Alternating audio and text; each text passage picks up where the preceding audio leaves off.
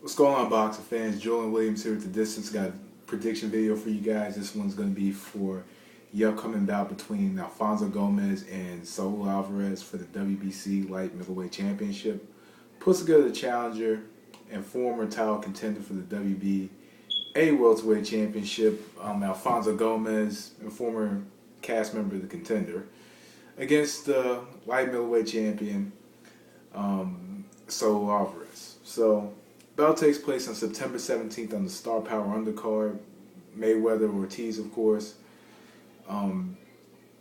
Overall, a lot of people. There's people out there actually saying, this fight's going to be a test for Alvarez. But we've been saying that over the last, couple fights, and pretty much I'm just going to give my thoughts on this bout. Alfonso Gomez, to me, I'm looking at his last few bouts, and I've seen just almost all of his bouts since he came back, since he came and he fought Arturo Gatti and defeated him in his last fight. I've seen just about all of those fights, and it seems to me that he's the same fighter in 2011 than he was compared to what he was in 2007. He seems to be the same fighter. Has trouble defending himself from the jab. He stands in front of his opponents.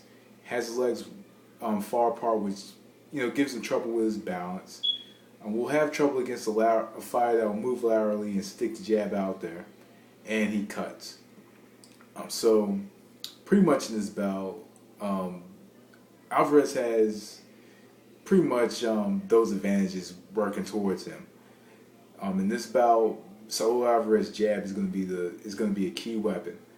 Due to the fact that his jab looked great against Ryan Rhodes, it looked fierce, it was sharp, much sharper than it was in his prior bout against Matthew Haddon, which was March 5th of this year. His jab looked sharp. He was setting up his right hand, throwing the left hook. Pretty much that punch is going to be the most important punch of this bout, is the jab, and the way he threw it can possibly cut and hurt Alfonso Gomez. And if he's able to move and jab, then that works to his advantage as well, because as I mentioned, how the legs are pretty much positioned when Gomez fights, and also the fact that Gomez does not bring his hand up to protect himself from the jab. It seems as if he eats jabs, and also he kind of comes in head first.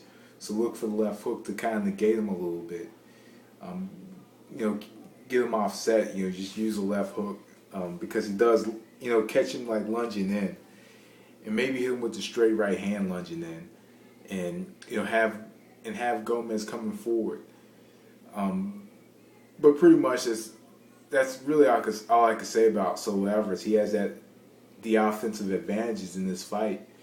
The punches, I think that the punches that Alvarez throws will be just every key advantage. The sharp jab, the overhand right, and being able to move effectively, and jabbing and moving, then he can pretty much beat Alfonso Gomez single-handedly just based on that alone. For Alfonso Gomez, something that you can't take away from is he does stand in front of his opponents, and he does like to throw combinations. The punch that he throws well is the double overhand right. He throws the double overhand right very well. He doesn't set it up off the jab. It's like it's automatic for him. He can throw it. He throws it very well in the pocket when the opponent's standing right in front of him. So in this bout, the double overhand right could be a significant punch for him if he lands it at the right time against Alvarez. He's going to have to time him and come over his jab with a double overhand right. He does like to kind of move the shoulders in front of his opponents, and that could possibly lead to him throwing the overhand right. If he does make Alvarez miss, and that should be Gomez's key to victory in this bout, is to make Alvarez miss. He wants pretty much to get Alvarez on the defensive. He wants him on the defensive so it can set up his offense. So it could set up his overhand right. So it could possibly set up, maybe a left hook or shots to the body. Something to note about Gomez is he does go to the body, but he goes to the body on occasion. He's more of a headhunter than a body puncher, of course. I think he's one of those. He's a fighter that will take whatever he gets. If it's a lead uppercut from off the ropes, he'll throw the lead uppercut off the ropes. If it's a lead right and left hook combination, then he'll go for it. He's the type of fighter that will go for whatever he sees and whatever is the most significant to him. So